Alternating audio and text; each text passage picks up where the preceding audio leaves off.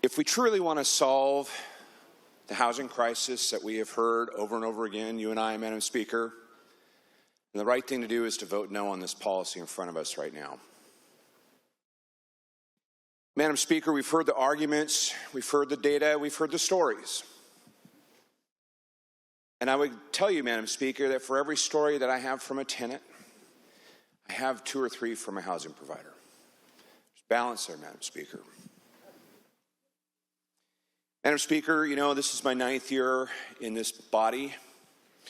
I actually remember, Madam Speaker, back in your previous work here before your role now, that you and I, Madam Speaker, actually worked on landlord-tenant law together. And Madam Speaker, I cannot remember a session in the time that I have served here with you that we have not done some form of landlord-tenant law. But this is the big one. So, Madam Speaker, there's a cumulative effect of everything that we do in this body. And we've heard that. You may ask, and we may contemplate, why do we have this housing crisis? And we've heard the word supply over and over again.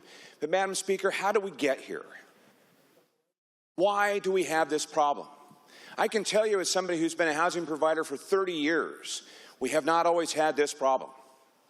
This is a new problem for the state of Washington, and now we're trying to fix it with a policy that is going to make it absolutely worse. It is not going to provide stability. The only stability and predictability that we're going to have, Madam Speaker, is that I can guarantee you that tenants' rents are going to go up 7% every year, year over year. And that we will be back again, Madam Speaker, in another session to fix it yet again. We'll come back and look at this and say this is probably not the best thing. I'll tell you what the best thing. May I read, Madam Speaker? Please proceed if it's relevant. It's relevant. Thank you. Madam Speaker, I had this article. It says, Austin rents tumble 22% from peak of massive home building spree. Austin, Texas. Rents are going down 22%. You know why? Because they built 50,000 units in 2 years. How did they do that, Madam Speaker? May I read again? Again, please proceed if it's relevant. Texas Capital has become the poster child for advocates who say the only way is by building more homes. And while other cities run progressive, including San Francisco and Chicago, and might I say, right here in Washington State, they face criticism because they're not focusing on what they should be doing. That's removing the barriers to creating more supply. Madam Speaker, please, I implore you, please vote with me no on this bill. Let's do better for the people of Washington State to great stability by creating supply, not another problem.